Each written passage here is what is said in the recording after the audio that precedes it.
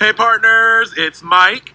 I'm coming to you from Liberty Place in Washington, D.C., and I'm just enjoying this beautiful spring weather. But I wanted to remind you of a goal that we had set for ourselves as an area back in March. If you remember, we had all set out to become owners and advisors in sales and inventory, and especially step one, which is inventory organization. So I have created a very special video for you. About a month or so ago, several of my peers and myself had visitors from the support center. We had Adam here. We had TJ, which is a regional director from another area. Dana came down from Philadelphia. Camille was here, and Kane was here as well. And we had so much learning, so many best practices, and so much good information that I just had to create a video for you. So this video was designed around the learner and having the learner in mind. So anyone can watch this video and go from learning to owning to advising. I hope to share some of my key learnings and my key takeaways from the visit with you that you can take back into your store as well. District managers, I need your help. We got 7 days to get everyone on our team up to owning and advising. Let's reach out to the partners that are still learning. Let's share this video with them. Let's connect, and together, let's show what excellence really looks like on May 1st when it comes to step one, inventory organization under sales and inventory. I can't wait to read your comments, and I can't wait to see all the learning that you're able to get from this video. Thank you, partners. Enjoy the video and enjoy the presentation.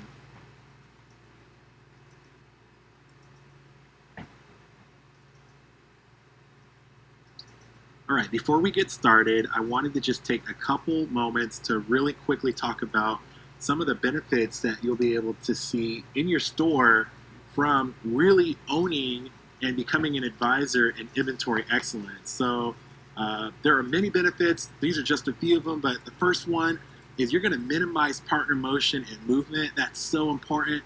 We're going to talk a lot about how that really comes into play in this presentation. You're also going to see more accurate counts. You're going to make it easier to order, easier to rotate, and easier to receive your orders. Overall, you're going to make it easier to be a partner in your store. And last but most important, this is really important, you're going to be able to redirect more of your time to deliver best moments for our customers, and your partners are going to be spending less time in the back and more time in the front, which is what we know they love doing. All right, partners, next we're going to talk about my main three most important takeaways from the inventory deep dive visit with the support partners from Seattle, as well as the leadership team. There was so much learning, so much knowledge, so many best practices, but in the interest of time, I'm going to wrap it up into just three key takeaways. So first, we're going to talk a lot about inventory roles and responsibilities and what it truly means to have everyone operating in their role. Next, we're going to talk about 5S, and I got to tell you, I really felt like I had an understanding of this, but it wasn't until that visit that I really had an eye-opening experience. And lastly, I'm going to talk to you about what I'm calling space for pars and replenishment. So because of the visit, I was really able to have a true understanding of the amount of space needed for each item, and we're going to talk a lot about that in the presentation to follow. Can't wait to talk to you about each of these three important takeaways. Here we go. What you're about to see are pictures of my stock room before I had the inventory deep dive visit.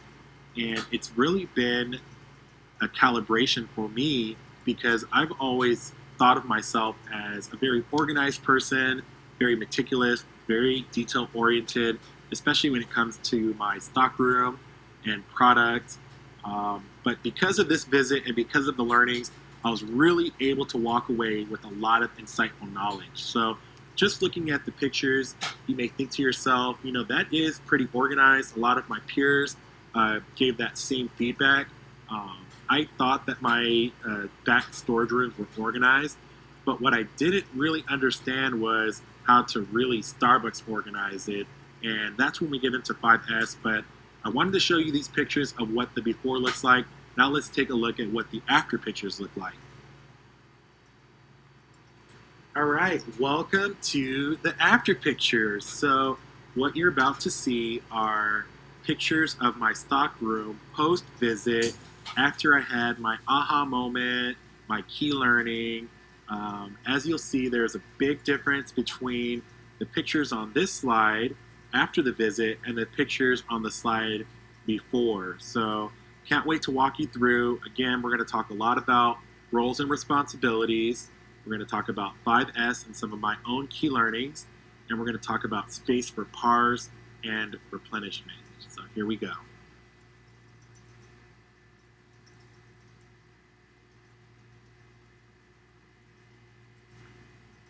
What you're seeing on your screen is the guide to coaching using steps to excellence for the sales and inventory dimension.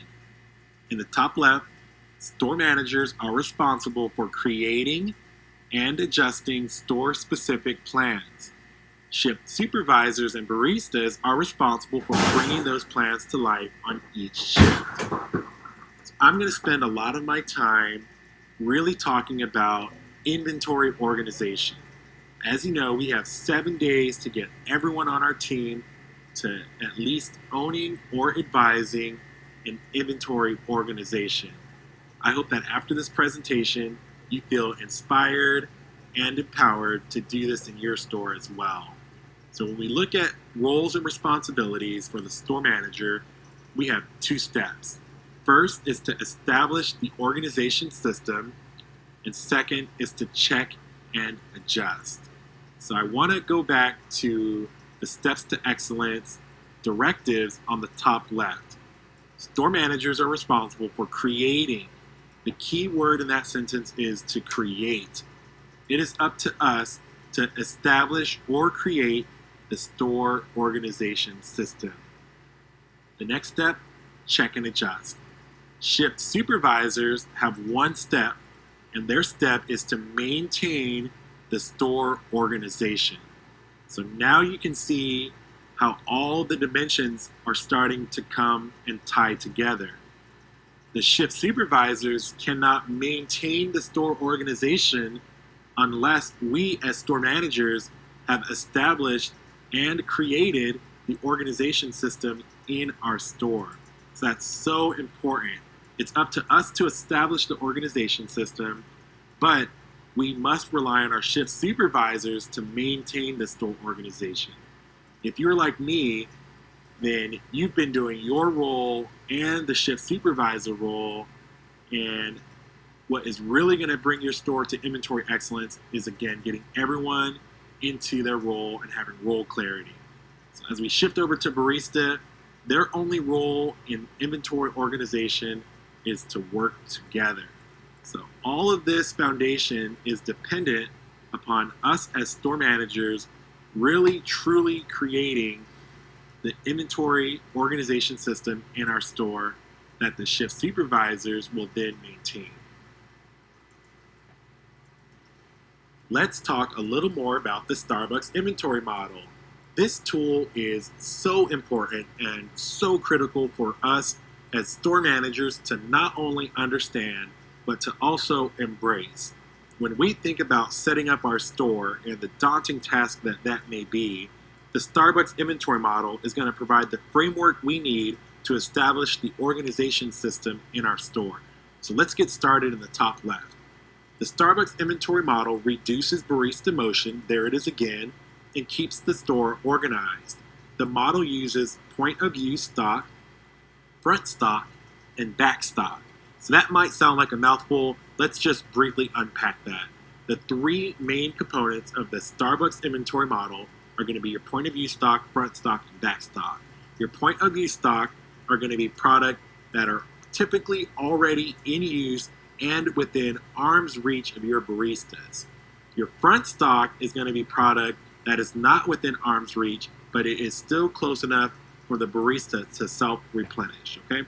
All right, moving on to the next section. Point of view stock and front stock are located within the station and should be stocked with enough product to support 2 hours of business.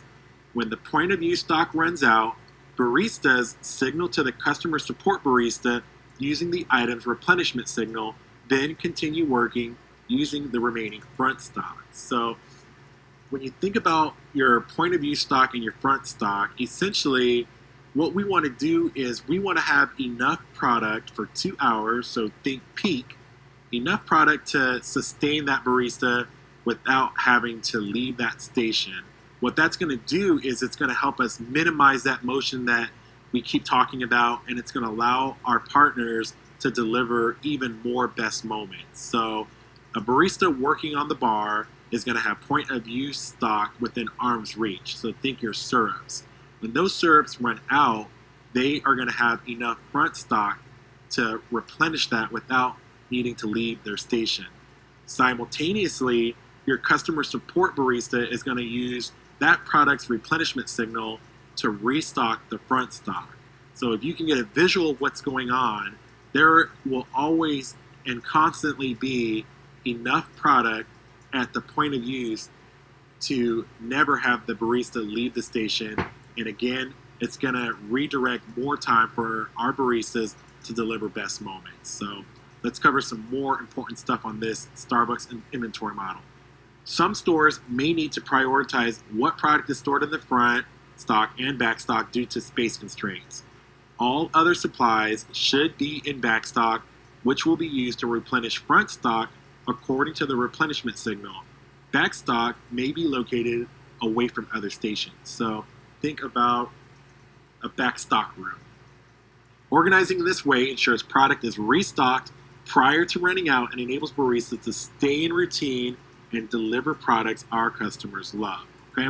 All right, so let's just take a closer look at our point of use stock and also our front stock. Our point of use stock quantity equals the front stock quantity. All right? The second part of this is your point of use stock plus your front stock is enough inventory to sustain you for 2 hours at peak. So essentially, you want to have an hour's worth of product at your point of use, if possible, and an hour's worth of product at your front stock.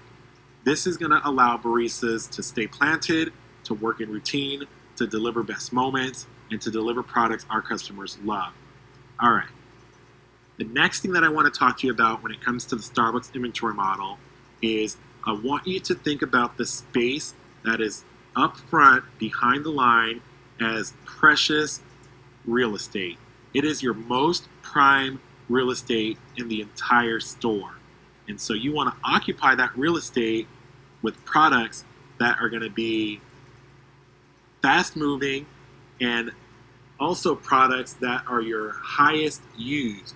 So one key takeaway I had from my inventory deep dive was I had forks, knives, spoons, honey, and other low use items occupying my prime real estate space up in the front. So again, I challenge you to really go station by station, use the station layout guides if needed, and really assess the product that you have in the front and make a determination on whether or not that product is worth occupying your prime real estate. And I also want you to think about products that could be subbed out or subbed in that would minimize barista motion. And again, that is going to redirect more time for them to deliver best moments for our customers.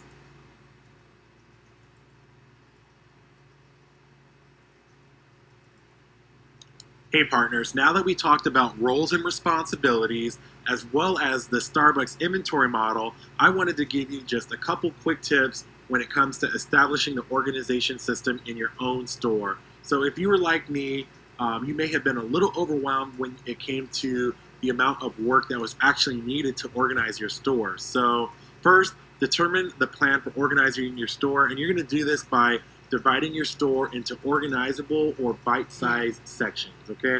So you might divide your organization system by front of house and going station by station, and then getting your lobby, and then doing your back of house and going shelf by shelf, and then separating your refrigerators and your freezers. And if you kind of take those into bite-sized sections, you'll be able to accomplish it.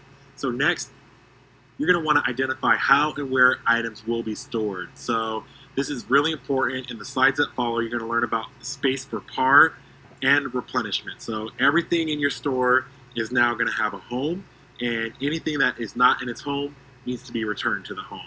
All right, next you're going to clearly label the storage areas and ensure all items are placed according to the plan. Again, this is going to be done after the first 2 steps are complete. So I see a lot of really fantastic work on Workplace and other stores where my peers have gone ahead and labeled the shelves.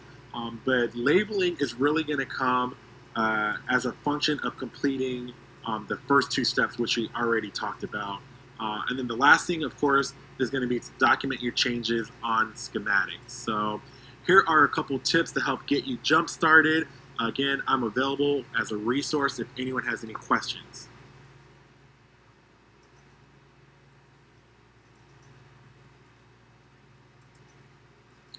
Now that we are experts in roles and responsibilities when it comes to establishing an organization system, as well as the Starbucks inventory model, we're going to briefly talk about 5S. So on the screen, you'll see just a quick check to know whether or not your store is 5S. In the slide that follows, we're going to unpack it a little more and talk about some of my key learnings. Here we go. All right, we are jumping straight into the 5S method for store organization. Up in the top left, the 5S method provides a standard process for how stores are organized. Sorting items by how frequently baristas use them enables the most needed items to be within reach and make it easy to connect with partners.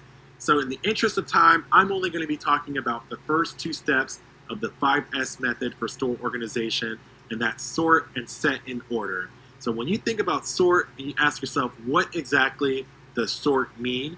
You're going to sort items by frequency of use and unused and unneeded items. All right, so you're pretty much prioritizing the frequency of use, putting those items closest to the barista's reach. All right, next up is set in order. Step 2, rearrange remaining items so that the most used items are most readily available. Again, we're going to make it easy to be a barista. When we zoom out and we look at the 5S decision tree that relates to sort and set in order, use the 5S model, including the sort and set in order decision tree, to create and maintain an organized store that allows us to deliver great customer experiences. 5S is not a one-time event. It is a practice that should be used on an ongoing basis to maintain store organization and drive continuous improvement. So you're going to kind of ask yourself, for every item that is occupying that prime and precious real estate that we talked about earlier, how often is that item being used, okay? So if it's being used often and all the time, you're going to store that item within the station where it is within arm's reach. So a perfect example of that is on the counter. All right, next up, for an item that doesn't get used as often, so occasionally, you're still going to store that item within the station, but you're going to store it where it can be reached. So a good example of that is going to be in a cabinet or a drawer very, very close by to that station. All right, last up, for items that are rarely used in production at that station, you may want to consider whether the item could be stored outside of that station. So a great example would be in another station close by or even in the back of house. So one of my key learnings from the deep dive was I had a lot of low-use items in the front, and I was able to move a lot of my high items to the front, essentially redirecting that time back to our partners so that they can deliver best moments for our customers, and we know that they love and desire to do that. So anything that we can do as store managers is going to help them do that even better. I really challenge you to take a look at your front line. Are all your items in the front that are occupying that prime real estate high-use items, and are they easily within reach for our baristas to minimize bending, stooping, and reaching? All right, that wraps up our 5S section. On your screen now, what you see are some of my key learnings and my key takeaways when it comes to the 5S model. Some very useful, powerful information. I hope that you are able to apply it in your store as well. All right, we are moving on to space for PARs and replenishment.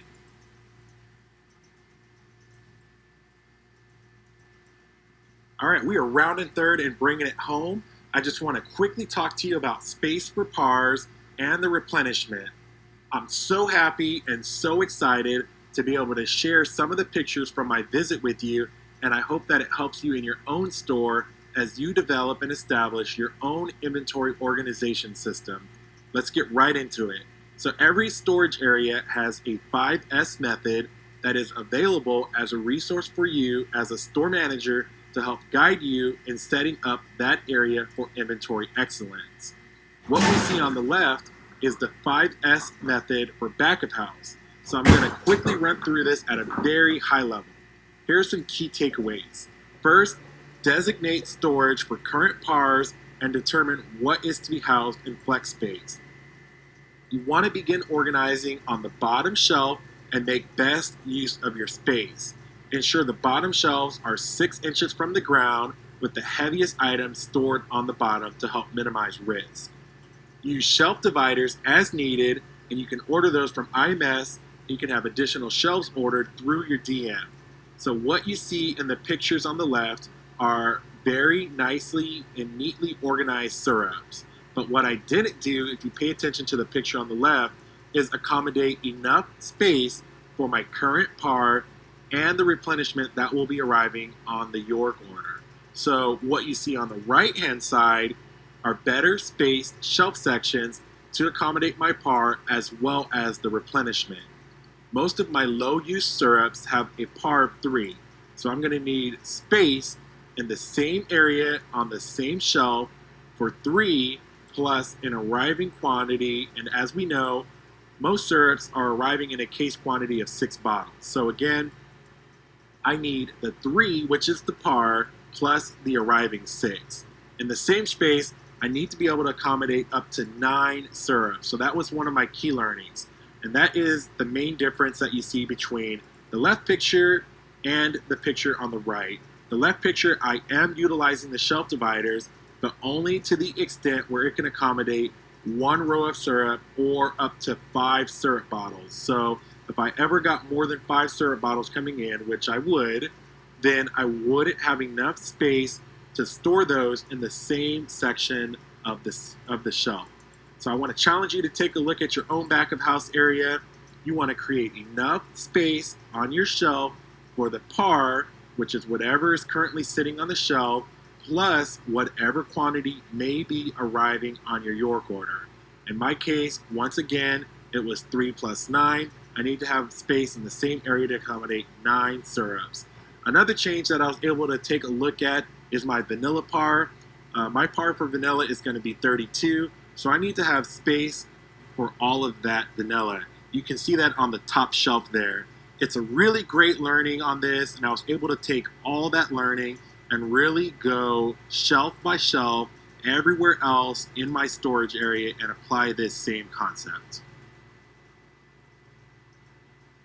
All right, next I want to briefly talk to you about a perspective that was given to me from Dana up in Philadelphia. She was actually part of our deep dive, so shout out to Dana. And I do challenge you to take the same perspective into your own back of house, and that is when we think about minimizing partner motion, and that's really what the entire focus of inventory excellence is centered around.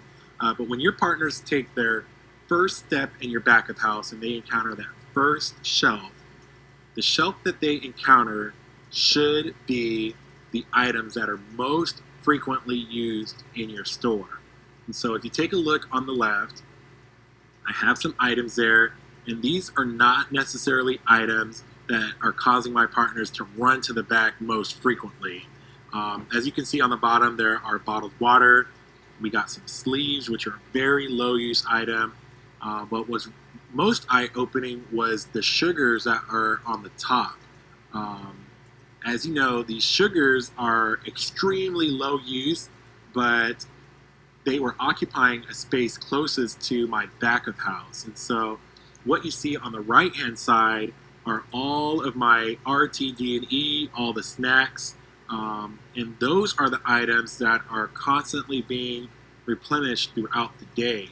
And so something as simple as swapping your shelves can really save your partners a lot of time and motion. And so now, thanks to that new perspective, my partners open the door, and their first step are going to be the items that are most needed and that they're most frequently running to the back for. So that was definitely a key learning. Challenge you to go back to your own back of house and take a look and see if the first step and first shelf that your partners encounter are also your most frequently used items. All right, the last set of pictures that I want to share with you are going to focus on the paper products in my back of house. So again, on the left-hand side, we have the 5S method for the back of house. And on the right-hand side, what you see are a couple pictures. So the left picture is going to really show you an abundant amount of product on the shelves. We are really over-ordering. If you kind of take a look at the top, you'll see cases stacked on top of cases. And I wasn't very familiar and definitely wasn't using the par builder to the best of its ability. And so as you transition to the right side, what you'll see are product pars that are more reflective of what is actually needed. And so I was really able to shave a lot of time off of ordering, off of receiving, and off of rotating just by really following the par builder. And of course, the one thing that I definitely want to highlight is to label your shelving, including the current par levels. And so that's so important. It's going to be very eye-opening for you to see the small amount needed to get you through your day-to-day business. And again, you're only going to do the labeling after you have set up each shelf, starting from the bottom with the heaviest products on the bottom, and you work your way up with the space for the par and the replenishment. So if you label the shelves and it's not set and doesn't have a home, then you're going to end up relabeling the shelves again. So I challenge you to follow those first two steps before you get the labeling on there. Here's a quick recap of what we just covered as it relates to pars and your replenishment. So first, again, organize your shelves starting from the bottom up. You're going to want your heaviest items on the bottom to minimize that risk to partners. And you're going to want to store your most used items within arm's reach. Okay, that was the first key learning. Next is going to be to organize your shelf to accommodate the par plus the replenishment. So you're going to have the product that is currently in use plus whatever will be arriving on your order. So your par plus replenishment, space in the same area on the same shelf for that to minimize moving around of products. It's going to help with inventory and all the other things that we talked about in the previous slide. So don't forget to store like items with like. Like we said, it's going to help with your counting, receiving, and ordering.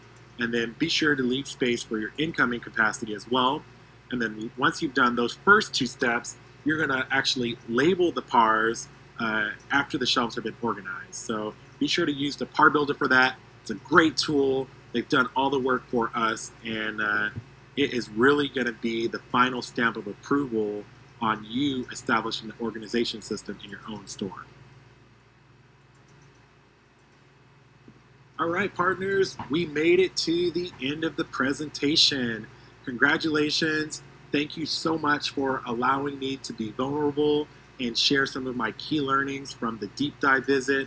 I hope that you find the information to be useful and beneficial, and I hope that you are inspired to establish an organization system within your own store.